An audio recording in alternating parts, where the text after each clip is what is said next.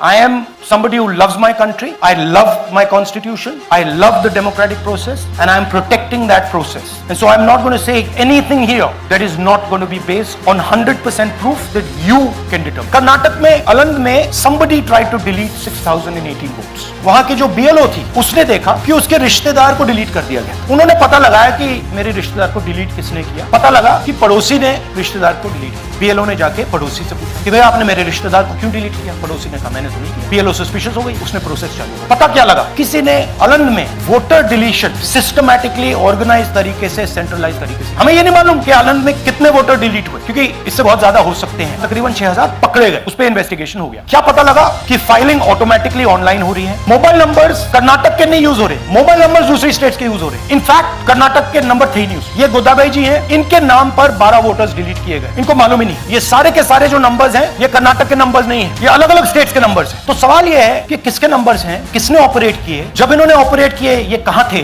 IP address क्या था, OTP कैसे जनरेट हुआ, कहां गया, ये सवाल है। ये दूसरा उदाहरण सूर्यकांत जी, इन्होंने 12 वोटर्स को 14 मिनट में डिलीट कर दिया। और जब हमने इनसे पूछा कि भैया आपने ये कैसे किया, वो कहते मैंने तो नहीं किया, मैं तो जानता ही नहीं। ನನ್ನ ಹೆಸರು ಸೂರ್ಯಕಾಂತ್ ಗೋವಿನ. ನಾನು ಸರ್ಸಂಬ ಗ್ರಾಮದಲ್ಲಿ ನನಗೆ ನಾಲೆಜ್ ಇಲ್ಲದೆ ನನ್ನ ಹೆಸರು ಮೇಲೆ 9 ಜನರ ಲಿಸ್ಟ್ ಅನ್ನ ಡಿಲೀಟ್ ಮಾಡಿದ್ದಾರೆ. नागराज जी, इन्होंने 2 एप्लीकेशन 36 सेकंड में फाइल कर दी। और मजे की बात देखिए, ये 4 बजे सुबह उठ के फाइल कर रहे हैं, पता नहीं क्या हुआ, और कितने 36 सेकंड में डिलीट कर दिए, फिर सो गए।